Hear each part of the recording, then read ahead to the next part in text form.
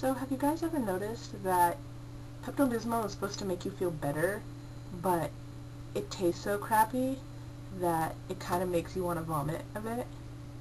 Yeah. Anyway, I have been drinking a lot of Pepto-Bismol lately, which is why my video is up tonight instead of early Wednesday morning. Usually I film Tuesday night and post my video Wednesday morning, but I've been feeling really sick, and yesterday I was definitely not up to filming. So, you get me today. Happy Wednesday! So, today we are talking about sexuality, which is exciting, but I've been thinking about this and, thinking about, well, how much of my sexuality do I want to put out onto the internet?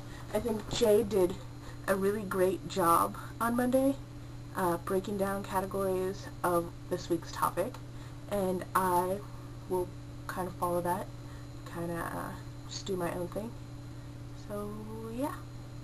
The first thing I want to talk about, I guess, is just how I label my sexuality. I definitely label my sexuality as queer.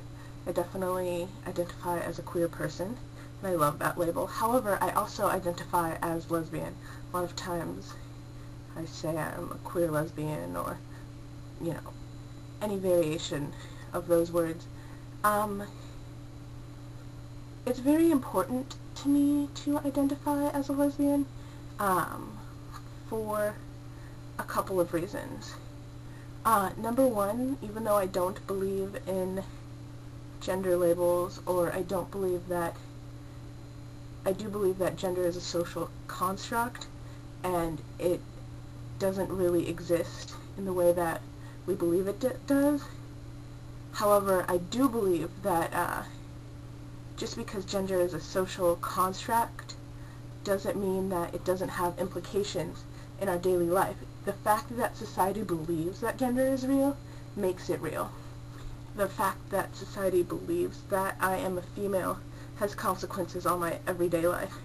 And part of the reason that I identify as lesbian is a political reason. I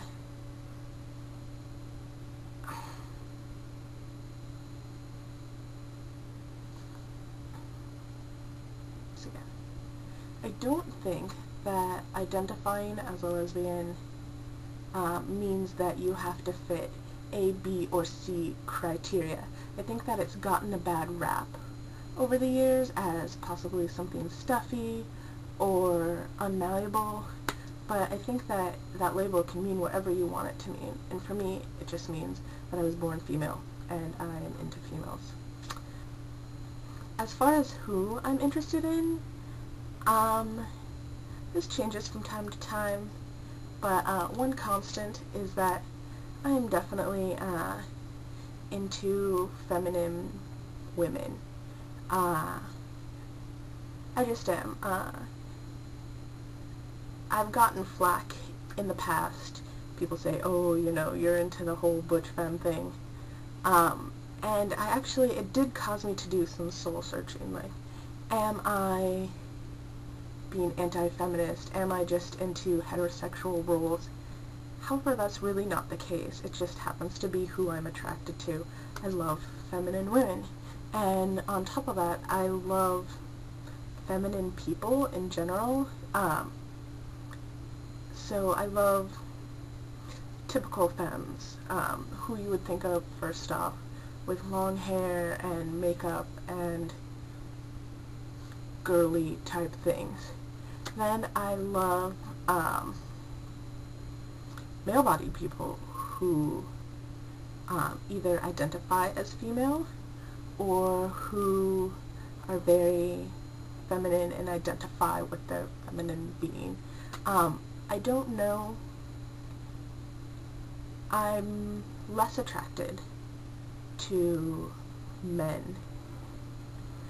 I definitely wouldn't label myself as bisexual, nor would I label myself as pansexual, because I am, for the most part, almost completely into women, feminine women. Although sometimes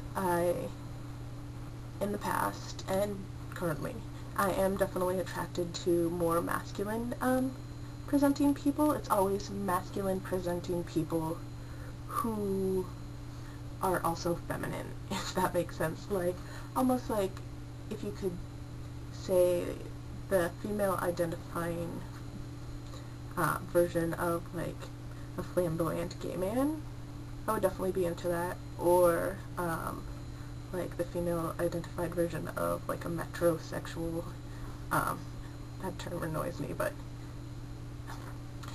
okay, next category. Does being genderqueer affect the type of people that I date? No, I don't think so. I think it might relate to the type of people I date. Okay, I take that back. Yes, being genderqueer affects the type of people I date, but not in that the way that they look or the way that they present themselves is affected. I don't try and like find the opposite of me, or it doesn't have to do with my gender, but it does affect the type of people that I date, in that I wouldn't date someone who is looking to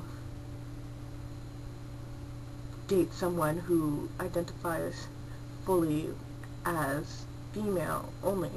I wouldn't date someone who wants to, I don't know how to put it. Hold on. I am looking to date not only the type of person that I want to date, but I'm looking to date someone who dates people like me. Somebody who is a masculine identified person. I couldn't date someone who was looking for someone feminine who wanted me to conform to what they thought that I should be. I have to have somebody who sees the masculinity in me and is attracted to that and wants that. And, but that seems obvious, right? And I guess that kind of runs into, like, how does that affect my sex life? Yeah, as long as the person that I feel that the person that I'm with respects me and sees me the way that I see myself, I don't really have a problem. I have the opposite of a problem, I guess. Unless I'm missing some of the question, that makes total sense to me. Jay brought up the whole intent versus action thing, and that makes total sense to me. I can do pretty much anything as long as I feel like whoever I'm with isn't using my body as something that I don't want to be used. I don't want it to be used as. They have to be on the same page as I am. And I think that, that definitely goes for genderqueer people, but I think that just goes for all relationships in general. And I don't think it's really an issue. So I hope I answered all the questions for today, and I'm going to go lay down now after I edit, because I feel like crap. Send good wishes to Riley. We really want him to be able to find a webcam to be able to do a quick upload and tell us his thoughts about sexuality. So have a nice Wednesday, everyone, and I will talk to you later.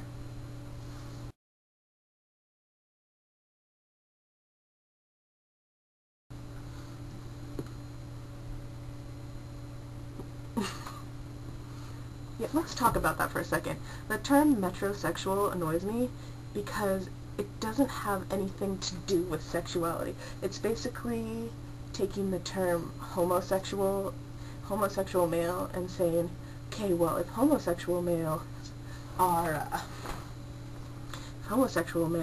good at fashion and feminine and flamboyant, and some straight men act like that, then let's call them metrosexual. But seriously, like, metro is like city, right? So it just doesn't make sense. Like, I'm attracted to cities. I mean, if that's your thing, that's your thing, but it shouldn't have anything to do with fashion. and I know some gay men who definitely can't dress themselves. Where was I? I don't even remember what I was talking about. I'm sick, guys.